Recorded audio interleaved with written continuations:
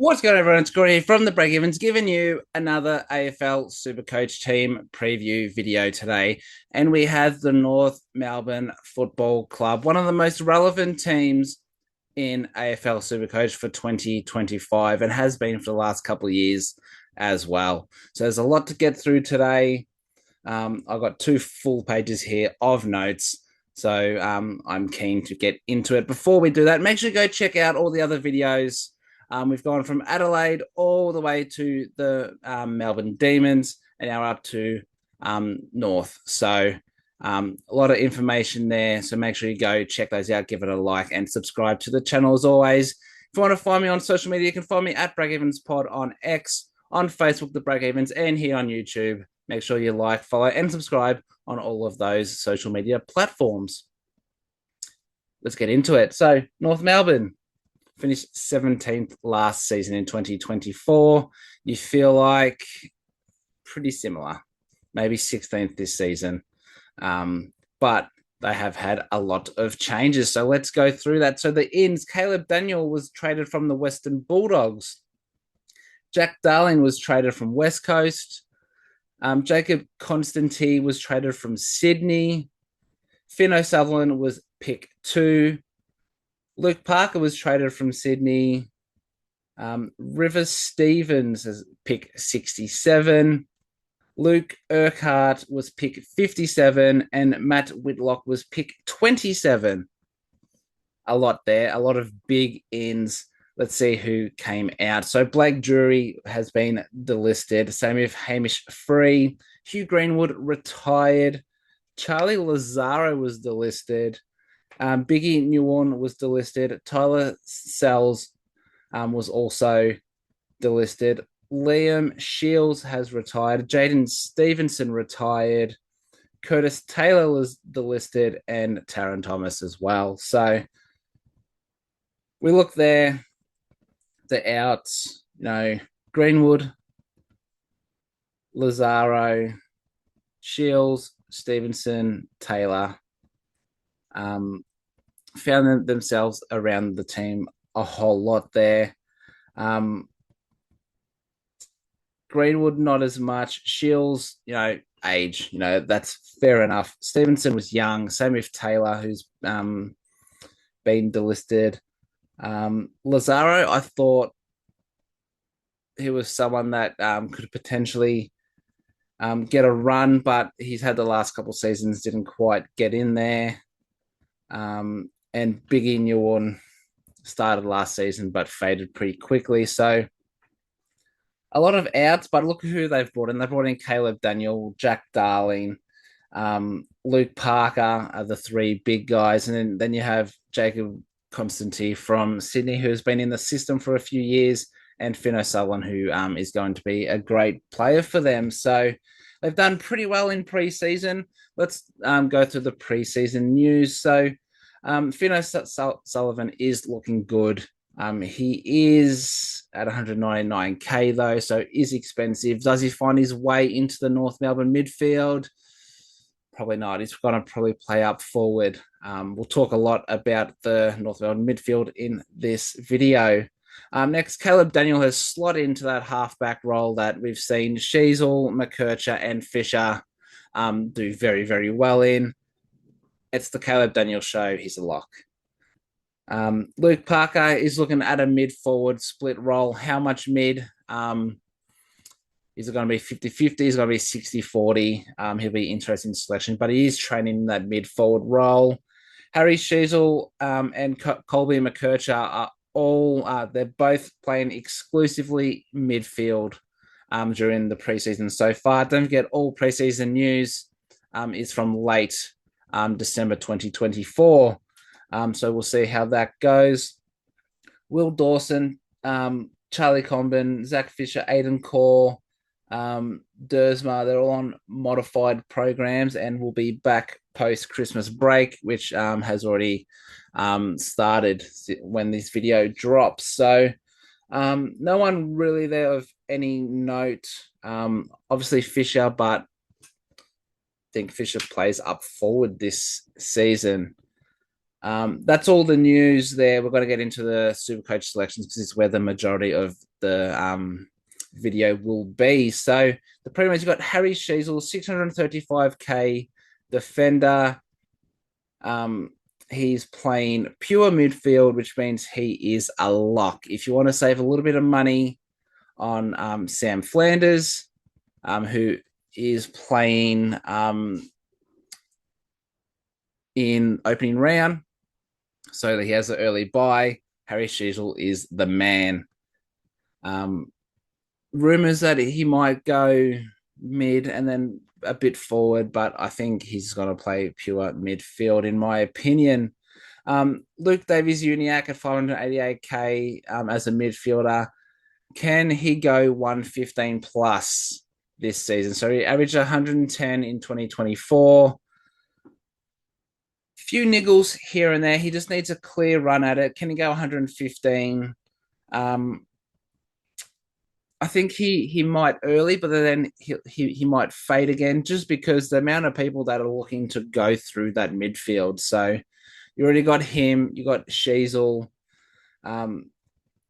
You have Parker, who's going to go through there.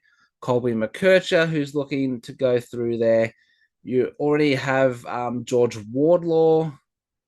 Does Fino Sullivan get games in there? Am I missing anyone else? I probably am. There's all you need to know is there's a whole bunch of people looking to get mid time at North Melbourne.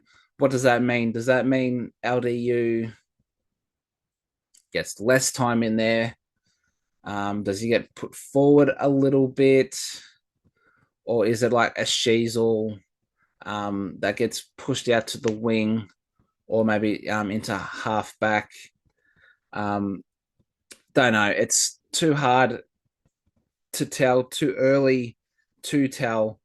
We just need to make sure we're keeping eyes on this North Melbourne midfield. Next is Tristan Sherry, 645k ruck, absolute lock. He should be your number one ruck. Obviously, if you're going Gawn and Sherry, obviously he's your R2 just because of price, but he has to be in everyone's sides. If he's not in your side, you need to get him in now.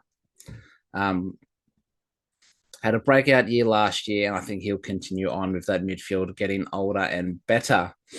We'll go through the mid price and value options. There's a whole bunch here. So Colby McKercher, 476k defender, is playing mid at the moment. I wouldn't be jumping on him, to be honest. I'd wait and see what his role actually is, how much mid time he's getting. He does his best stuff behind the ball. It'll be interesting to see how he goes in that mid time. But what is that split going to be? So wait and see on McKercher. I know a few people are looking to get him in. You can take a punt if you want. Zach Fisher, 458k defender, with Daniel in and taking that role. He's an absolute avoid. As I said, he might even play some forward, which is not what you want. So Zach Fisher, pure avoid. George Warlord, 461k as a mid. Can he break the 100 plus this year? And how much mid time does he get? So you look, LDU and Wardlaw, they're the two bulls, right? They're the ones that are going to, try and explode out of packs where, your Sheezels, your McKerchers, your Parkers, Fino Sullivan. They're all going to be the guys that are going to try and get the ball on the outside and use their foot skills, where Wardlaw and LDU get the ball going, break out of those packs and kick long. So how much mid-time does he get? At his price, I think there are better options because he's 461. Clary Oliver is 451, so he's 10k cheaper, and he's averaged 120 in multiple seasons. Definitely one for the future. He could break out this season, yes, but there's so many fish to feed in this North Melbourne lineup that you can't go too many. So wait on him. Luke Parker, 343k forward mid, is an absolute bargain. just all depends on how much mid time he gets. Um, I believe it's like if he gets 40, was it 40 or was it 60% mid time? He averages over 100. So keep an eye on his role. If he is getting plenty of mid time, he almost has to be in your side because he's so good around the footy. And when he goes forward, he's an option because he's a great overhead mark. He's a pure kick. He's going to score. It just depends how much. So out of all the mid prices, he's the one I'm waiting on. It's basically between him and Jack McRae, in my opinion, on who will take that last spot of mine. So keep an eye. And Caleb Daniel, 269k forward mid, absolute lock. He's going to take kick outs. They're going to use him to kick the ball. He's going to average over 100 and at 269k. As long as he stays fit, he's a primo for us, playing off that half back. We'll move to the rookies. We've got Finn O'Sullivan, 199k mid. How much mid time does he get? Again, I said we're going to talk a whole lot of mid time here. I see him playing a lot of forward, having small spurts, maybe even playing on a wing. I think at 199k, he's an avoid. There are people at a cheaper price that I think will have better output. So avoid him for now. Well, probably for the season. And Jacob Constantine, 119k forward. His mature age, he's come over from Sydney looking to get more game time. I think he's got a small hiccup in pre-season, but he should be good to go. Is he best 22? I say he is, but is he a sub-risk? That is the big question. I think he can add something to that North Melbourne forward line. Mature age guy, he's been in the system, so he's got the body and the aerobic capacity for it. Definitely someone to look at and keep an eye on. He's on my watch list right now. And that's all of that. So we'll go through the buys and the fixtures. So they have the round 12 buy, which looks like a very tough buy. So round 12, you've got Carlton, North Melbourne, Port Adelaide, and the Bulldogs. So you think you got your Cripps, Walshes. If you have Chera, I know a few people are going to look to take a punt on Chera. Tom DeConning, and if you have one of Harry Mackay, Charlie Curnow. So you've got a fair bit there.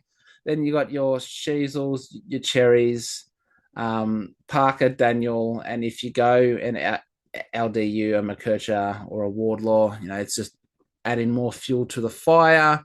Port Adelaide, you've got Butters, Rosie, basically, and possibly Kane Farrell.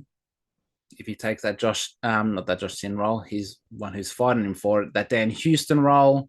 And then at the Dogs, you got your English, you got your Bailey Dales, you got your Bonts, Trelaws, your Libbers, Ed Richards.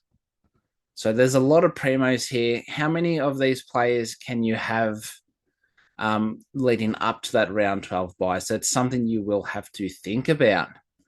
But their fixtures, so in round 1, they have the Dogs at Marvel. It's away, but it's at Marvel. The D's in round 2 at home. The Crows away.